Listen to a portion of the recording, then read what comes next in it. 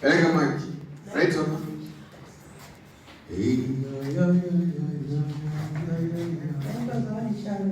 Una watoto wangapi? Wawili. Oh, nataka nikuombea amani. Jobe. Nataka nikuombea amani, lakini pia Mungu ameniambia niombee watoto wako. Mimi sijui kuna shida yote ambayo watoto wako wako nayo. Simama. Wana shida gani? Naomba nikuelezee kwa sababu Mungu amenilocate mpaka kwa watoto wako wawili. Yaani unahitaji msaada kwa ajili ya watoto, maombi kwa ajili ya watoto. Umekuja kwa ajili ya maombi ya watoto. Nimekuja kwa ajili ya maombi ya watoto na mimi mwenyewe. Na wewe mwenyewe. Watoto wako wanapitia changamoto gani?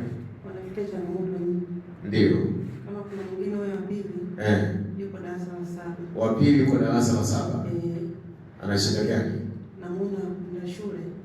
Yuko shule anakuwa mvivu sana. Anakuwa mvivu kwenda shule. Na huyo mwingine? Huyo mwingine kwa changamoto za maisha haiko vizuri. Haiko vizuri. Ni mkubwa. Ana miaka 18. Okay. Unaishi nao wewe mwenyewe? Mmoja anaishi naye. Kwa sababu siku gani na siku sijui nielezeaje. Hallelujah. Amen. It's like kama wewe ndio unapambana kuhusu watoto. Yaani sikuoni na malezi ya baba. Baba yao yuko wapi? Mmoja baba yake mmoja baba yake.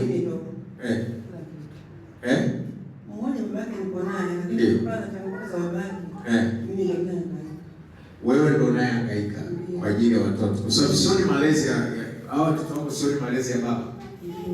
Amen. Amen. Tumsaidie. Amina.